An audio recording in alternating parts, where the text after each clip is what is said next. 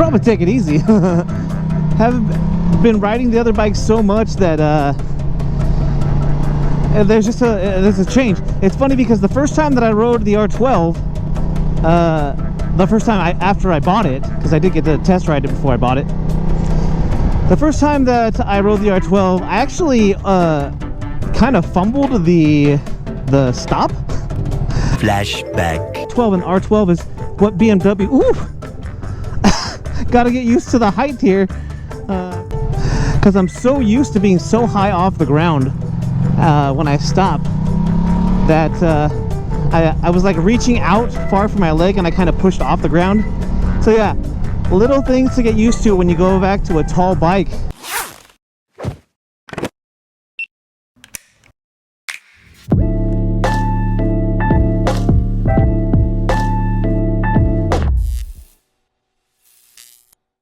What is up, T.O.Gs? If you're new to the channel, my name's Eric. I'm that one guy. T.O.Gs is a affectionate term for those who support me. It's that one guy supporters or that one guy subscribers. So welcome. If you're here, you're T.O.Gs, and I appreciate you. Thank you for stopping by. We're out here on what could be one of the last rides on the Ducati Multistrada 1200S. This is a 2015. The one cool thing about this 2015 that I've noticed as I've looked at other Multistradas on Facebook Marketplace, which is usually where I check out motorcycles if I'm looking to buy one. I also do Cycle Trader, but Cycle Trader's there's not a lot of private sellers on there's not a lot of private sellers on oh, it's noisy. There's not a lot of private sellers on Cycle Trader, so for me, looking at used bikes, it's really for me the way to go is to buy used, because you got to pay all these taxes and fees and destination charges and DMV extra fees. So obviously you still have to pay DMV when you buy a new bike from a private seller, but nothing like when you buy from a dealer. There's all these other fees tacked on.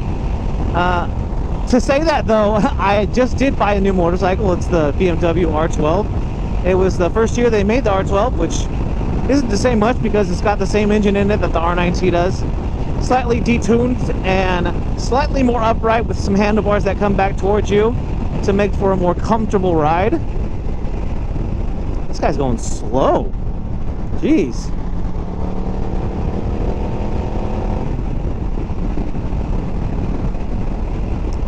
So yeah, much more my style, much more my speed. When I bought the Multistrada, the whole idea was now I've got a bike with some top case and pannier bags on it that I could travel.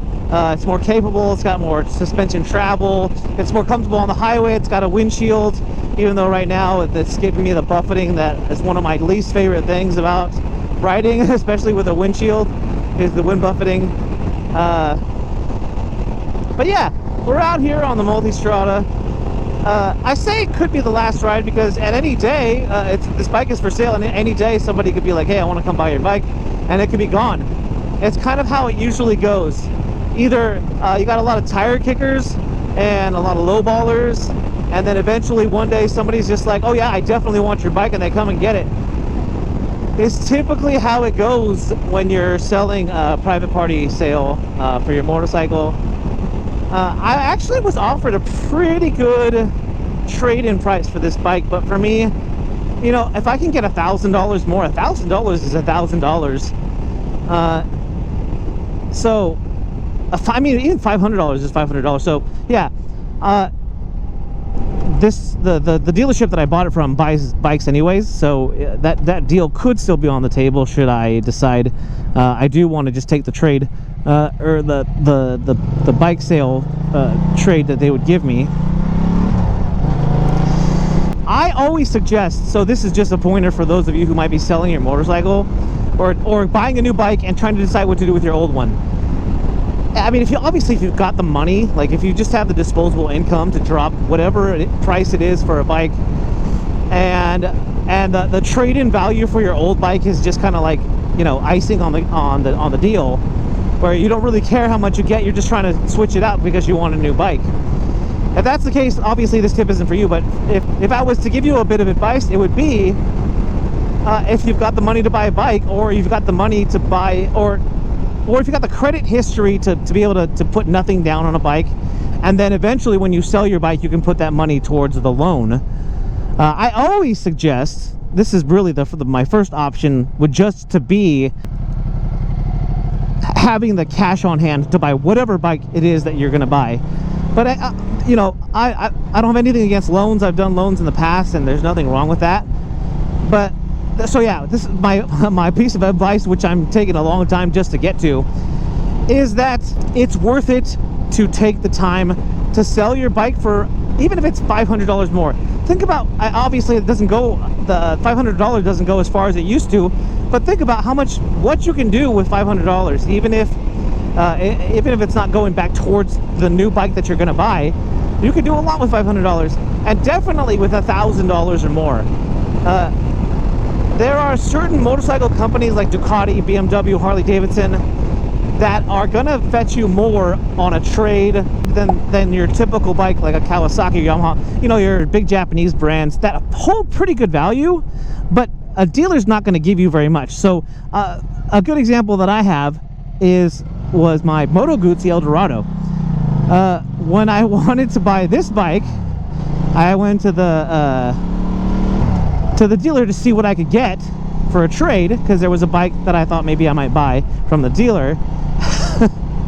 And this bike that I love so much, they wanted to give me $3,000, and it's because Moto Guzzi just doesn't have that resale value. The dealer's not going to be able to sell it for that much, and so they've got to be able to make some money off of it. So yeah, Moto Guzzi doesn't have a great resale value. I'm guessing like the Yamaha, Honda, Kawasaki, bikes that they're going to sell for cheap on the other end, if they try to sell them at all, you're just not going to get a good price for it. But again, your premium brands like Ducati, BMW, Harley Davidson, Indian, you're going to get a better trade-in value. Now, obviously, they offered me less for this bike when I bought the R12, which is why I decided to just buy the R12 outright and hold on to this bike until I can sell it. They offered me not enough, and so here we are. We still got the bike. I'm just out here getting kind of the last ride or rides in that I can, and enjoying this bike for what it is. And again, this was a good, I think this was just a fine and good experiment on a style of motorcycle that I've never had before. Is this something I would consider in the future when I have more time? Now, what really, again, another thing that it boiled down to was that I just don't have the time to take these longer trips that I would like to take on a bike like this. I would have loved to have gone up north to Northern California, to Yosemite, that's down south, Monterey, which is on the coast and also south. So I bought this bike hoping to do that.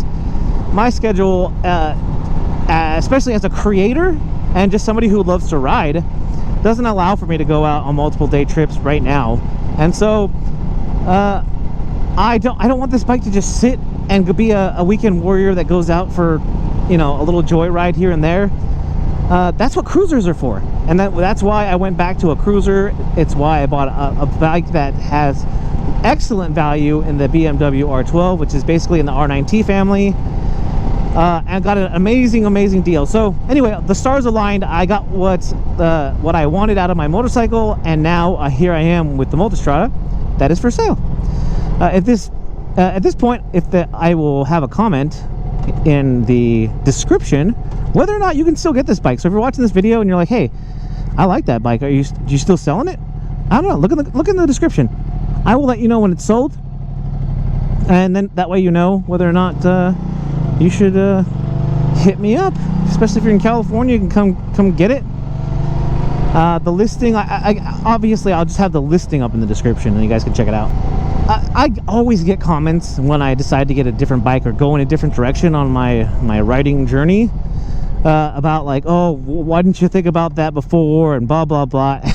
Really, you know, I always try to be diplomatic, and I always try to be kind, because that's one of my things is to be kind to others, and so that's what I do.